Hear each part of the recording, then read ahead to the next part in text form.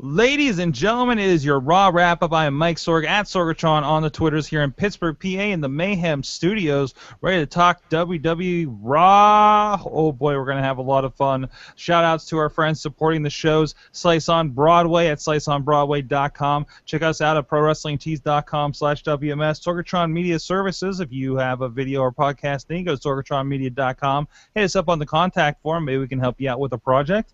And so much more. SorgatronMedia.com, Sorgatron.com for everything else we're doing. Of course, this show and everything included wrestling-wise is at WrestlingMayhemShow.com. With me on the panel tonight, a guy that's tonight's crowd was very close to his heart because he was in that crowd there Saturday night for TakeOver in that very arena that we may have differing opinions on tonight. It is Mad Mike. Hashtag fuck this crowd. Oh. Hashtag fuck this crowd. There you go. There you go. Third best Brooklyn crowd of the weekend. Also here in Pittsburgh, PA, he's our friend in the mainstream media. He's a proprietor over at mainstreammat1t.blogspot.com. He is Matt Carlins. How you doing, Sorg? Don't forget, hashtag Strip Nikki is no doubt trending worldwide as we speak. No doubt, indeed. Come on, Nikki! No doubt. No, that's a different hashtag. That's a different hashtag. Oh. Also with us from Johnstown, PA, he is Bobby F. J. Town, who joined me, part of the production crew a little bit now, with the Sorgatron Media IWC's Cage Fury. Sorry, I got weird noises going on. I hope it's a cat. How you doing, Bobby? Good. I am fine. I'm tired, but I'm fine. And joining us, and I appreciate that. So Raw tonight. First of all, I know we had some contention. I'm getting in some arguments here on Twitter on the Mayhem Show account. What's up, Baker?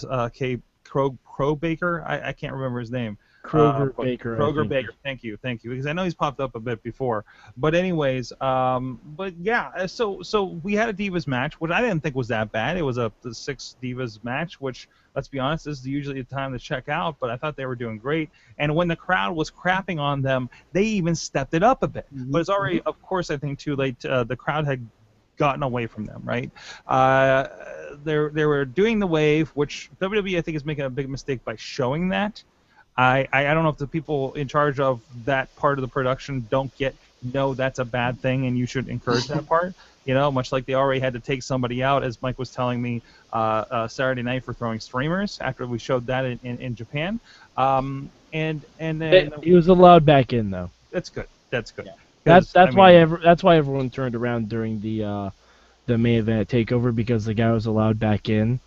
So they even chanted "Welcome back." I'm like, watch the show. Watch the show. Yeah, a little bit. They're a little bit ADD up there in Brooklyn, aren't they, Mike? Well, they're hipsters. So yeah. There you go. They're artisanal chants, Sorg. They're artisanal chants. Of course, artisanal chants on a panini baked. No, we're moving on. No, Subway artisanal. That should be tomorrow's show title: Artisanal chants. Artisanal Subway chants. artisanal. Somebody take a note. But anyways, no, I was not happy with that. And what were they chanting? They were chanting boring. Are you kidding me? Yeah. When they're like flying off the ring apron, you're chanting boring. F you, Brooklyn. Seriously, Mike. I want to get your opinion first. As being part of a Brooklyn crowd, Saturday night, as was probably arguably the best of the 3 shows, but it's definitely high competition because I think all delivered in some respects. In Barclay. What did you think of that kind of turn on the crowd on the Divas tonight? I thought it was complete horseshit. Mm-hmm. I mean, I don't even understand it. Like, it's not like it was a bad match. It's not like there was a lot of rest holds. It was It was Randy Orton and Sheamus. Yeah, exactly. It's not like, I mean, granted, we've seen this kind of combo for a couple months now, and maybe that can get a little tired, but then be consistent. Do the same thing for the 8-man tag, which, Lord knows, we've seen all of that way too much. Do that for the match that was literally on last night, like for the SummerSlam rematch. Like, be a little consistent with it. If you're going to shit on one thing, shit on everything. Maybe it's because it was a 3-segment Diva thing along with the Miz deal. Maybe it did seem a little long tail kind of for them. But no, I think it was a weird turn. I don't agree with the guy that I was tweeting with that said that he retweeted a quote of somebody saying that they just went Roman Reigns on the Diva Revolution, and then and there's some good points in there about you can't package a revolution. No, yeah, you can in WWE. They're always looking for that thing, and they've turned it into its own thing. I also wonder if it had something to do with Sasha not being out there. Who Sasha? Who? I think the crowd made it very clear that they wanted Sasha. Right, and then they just crapped on it from there. Like, has Sasha became the Daniel Bryan tonight? I think after Brooklyn, yeah. Because they knew they weren't going to get Bayley, obviously, but Sasha put her ass on the line. And Sasha is being featured in the intro to Raw now. I thought that was the best match of the weekend too. Sasha versus Bayley. Yeah. Oh, holy shit. Hands down. Oh my god, my heart was in my stomach for that whole thing. That whole thing, guys. Bobby, what did you think Of tonight? Yeah, of the crowd in the Divas situation? That was crappy. Like, everybody wants to like the Divas Revolution. We're calling for it. When it finally comes, like everybody that crowd especially just crapped all over it, And they are giving you good wrestling. They, like you said, they stepped it up.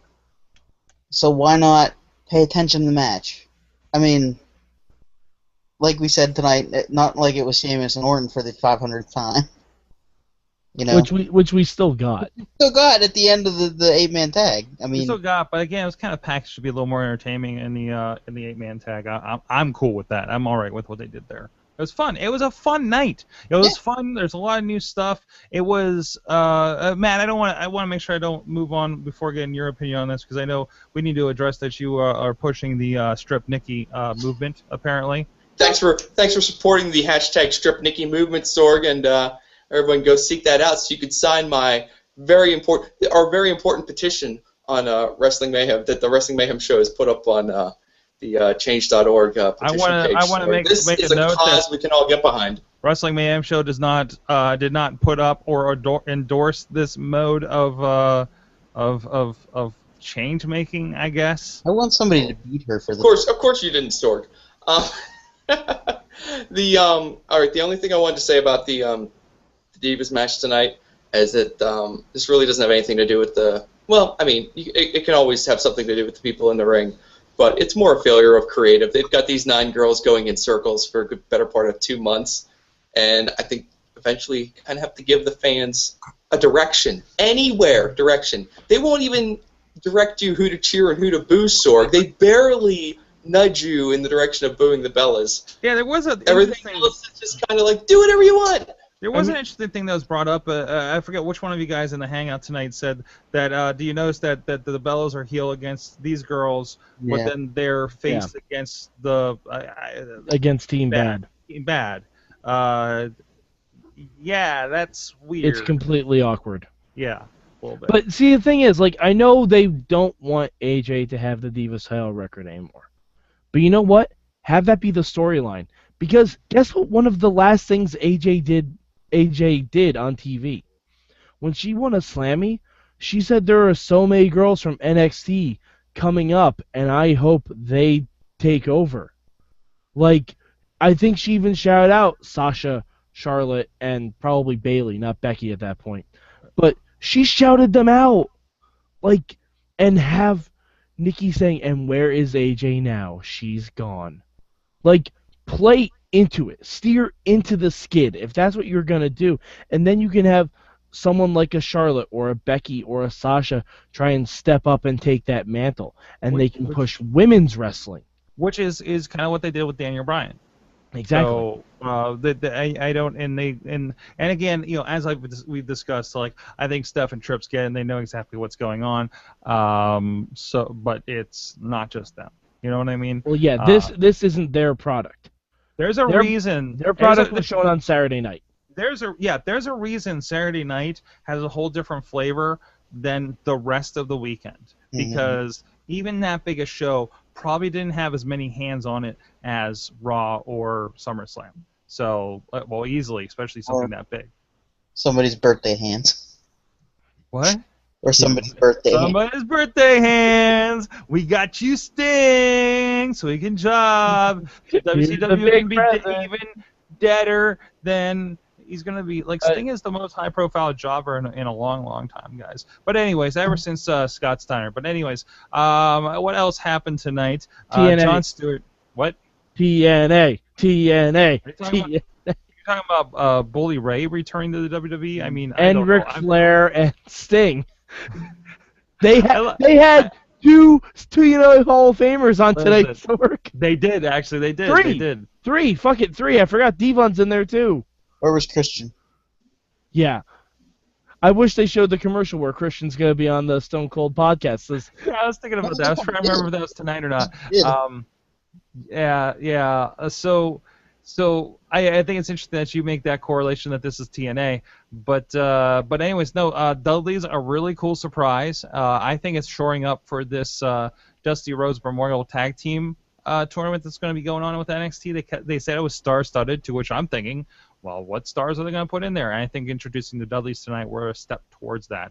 And they're not going away. They're going to be there on SmackDown. They're going to be around. It's interesting they have the guys like that pop in and do a kind of a feature thing, like Rhino popping in so much in NXT, right? Like Samoa Joe is almost not even an NXT person officially, right? He's still doing indie bookings, or maybe he's through those by now, but I don't know. And the Dudleys already have new merch on Shop Zone. Of course they do, because WWE knows how to freaking do it, and they've been sitting on Dudley merch for the last 10 years. Mm-hmm. Get all that Dudley T-shirts out of storage. It's time, baby. Get the merch. They put Sting gloves up this weekend too, which kind of was like, oh, why are those there? Yeah. Now you know. You get all the spoilers from WWEshop.com. Yeah. But anyways, so there's that. We did have Brock Lesnar and Heyman as usual. Very, very poignant. Very good introduction. Lots of suplexes on Bo Dallas. I enjoyed it. Bo. Poor Bo. I don't understand why Brock Lesnar stands in the middle of the ring and acts like I'm not going anywhere until I get the Undertaker, and after he suplexes Bo Dallas 5 times, he's good and he's calmed down and he's ready to go backstage after that. He's like, you know what? Nah, maybe I'm not going to call out the Undertaker tonight. That was enough to soothe him. Convenient booking. There's a word for that when in writing. Not a MacGuffin. There's something else. A shell game? Not shell game. Somebody's yelling at me out there. That's a writer, I'm sure. But anyways, no. It's where you kind of write you write yourself into the end instead of it making logical sense. Which is probably why Mad Mike gets such a headache from wrestling booking. Mm-hmm. It's a writing principle that we're missing here. Oh my God! Just watch TNA. There you go. Oh, God. You go. So many MacGuffins. Watch TNA while it's still there, everybody. Oh, yeah. Yeah, wake me up when the impact ends. Somebody was in here September, guys. Somebody was here Wednesday that asked me if it was the Destination America watch party, and I kind of laughed at him. It was very awkward that a person I laughed at. But anyways, we're not getting into that story. That person's going to be on Wednesday. I'm just saying. Just saying. Okay. Anyways.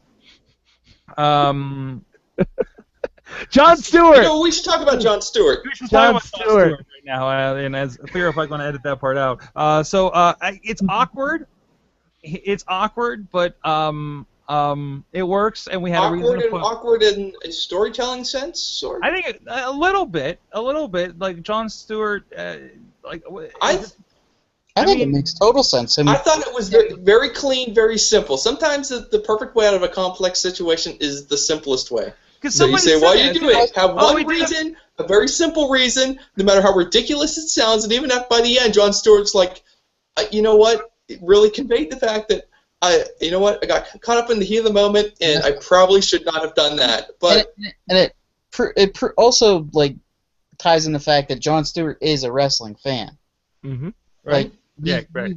He legitimately wanted Flair to keep the record. I still think they should have gone full heel with him.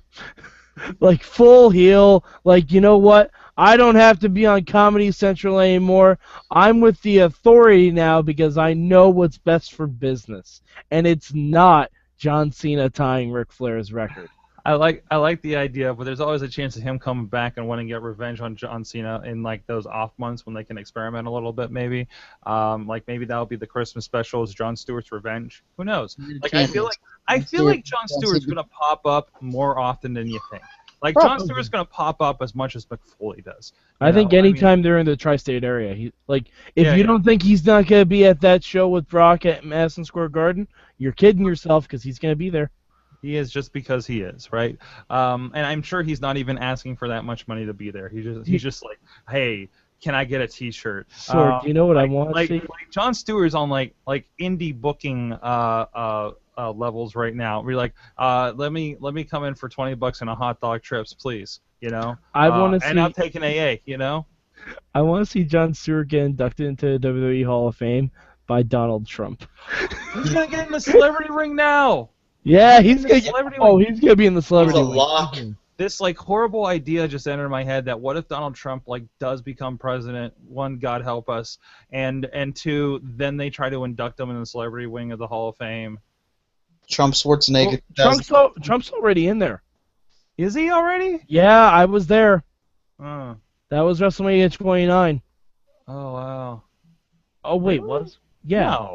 No. Pretty sure because Mania was in Jersey. Pretty sure he's Mania was in Jersey, so that's when he was inducted. All right, now let's talk about Raw. What else happened on Raw significant tonight? Black Sheep. Some guy named Sting. Oh. I think he's a young man from Venice Beach. Yes, showed up. Sting. Is there a word for statue abduction? Because there should be. I don't know what number that is. Sting is a criminal. Nukasad. Sting removed the head of Jebediah Springfield.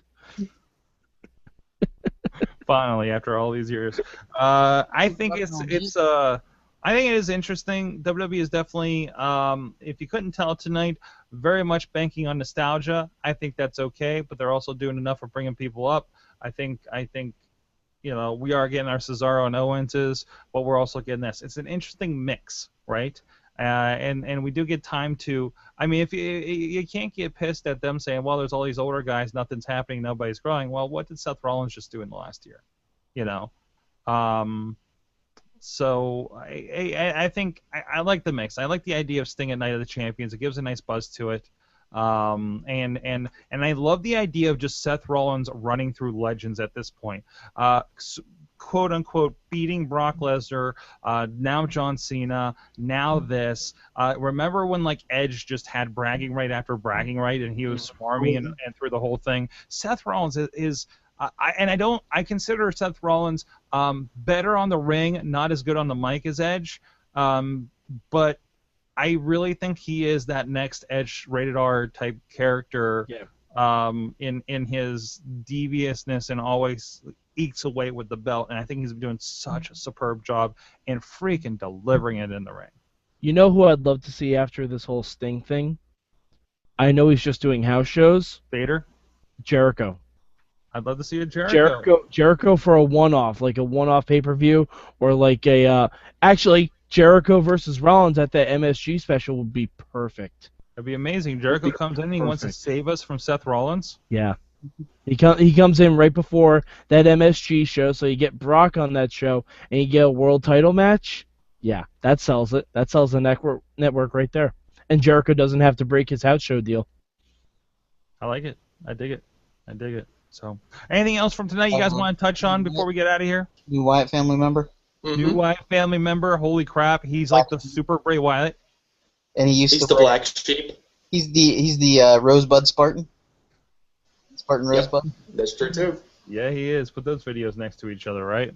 So. But that was a good debut for him too. I mean, I like that. Yeah. Scary, legit scary. There were a lot of moments tonight of what the hell is this? Holy crap, that's awesome! Right down to New Day with the trombone. So It good. definitely felt like a post WrestleMania Raw. It did. Like, including the asshole crowd. Including the exactly. asshole Well, crowd. they were in Brooklyn, so of course there was a. Yeah. Very appropriate. All your old friends. No Stephen Amell tonight though, which is very upsetting. No. But I'm sure he's shooting and maybe just icing up since he did have a hell of a showing. But we'll talk about that probably more at length on the Wrestling Mayhem show. Guys, thank you so much for talking with Raw with me here briefly for the Raw wrap-up and your thoughts on that. I think we had some great conversations. Let us know. I think a lot of people agree, disagree, have an opinion when it comes to this crowd in Brooklyn tonight. Obviously, you guys did, so please let me know at Sorgatron on the Twitter. Mad Mike, he's at Mad Mike 4883 on the Twitter, and you can catch his midweek wars, his dwindling midweek wars as long as they last. On the Sorgatron or the Wrestling Mayhem Show network. Also, go on our YouTube page because I posted a video from Bayley's title win at NXT Takeover in Brooklyn, and I didn't have any cutaways or anything like that, so you can see the whole curtain call with the 4 horsewomen and everything. That's right. Also, Matt, what's your name? Matt Carlins. Matt Carlins at Mainstream Matt on the Twitters. At Mainstream Matt with 1 T. Hashtag Strip Nikki. And you have a tweet, or you have an article you need to repost. From my blog, yeah. Look for that on the Wrestling Mayhem Show Facebook group, in which I continue to talk nonstop about the Divas. No, I was talking about holding 2 belts. Oh, holding 2 belts. Yes, you're right. That is a good idea, Sorg. I should repost that too. I'm glad you thought of it. I'm glad I thought of that, and I'm glad you reminded me after I forgot that I thought of it. I swear you said that last night at that SummerSlam party. Also, Bobby F. J. Town, he's also over at InsertCoinToBegin.com. He's been posting over there, and he does the podcast boss battle. You got a review of Fallout Shelter? Oh. Fantastic stuff. Thank you, everybody, and please let us know what your thoughts. Good times at WrestlingMayhemShow.com, 412-206-WMS0, WrestlingMayhemShow.com, and hit us all up on the tweeters, and we'll see you guys next time.